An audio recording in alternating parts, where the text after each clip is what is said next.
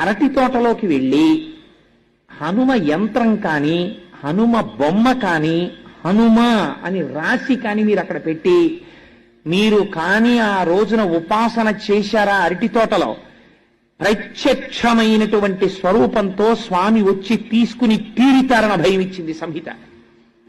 అన్నిటికన్నా ఆయన తొందరగా ప్రీతి దేనివల్ల పొందుతారో తెలుసా అండి? అరటి పండుగ.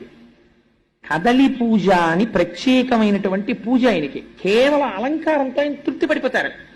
అరటి గెలలిలా దిగేటట్టుగా అలంకారం చేసి అరటి చెట్లు కట్టి అరిటాకులేసి స్వామి చుట్టూ కూడా లేత అరిటాకులు పరిచి మీరు ఆయనకి బాగా ముగ్గిన అరటిపళ్ళు తీసుకొచ్చి అక్కడ పెట్టారనుకోండి, ఏదో ఒక రూపంతో మీకు ఈ కంటికి కనపడిన రూపంతో రాకపోవచ్చు, మీరు గుర్తు పట్టలేరు, కానీ ఏదో ఒక రూపంతో ఆయన వచ్చి తీసుకుని వెళ్ళి తీరుతారు. నా జీవితం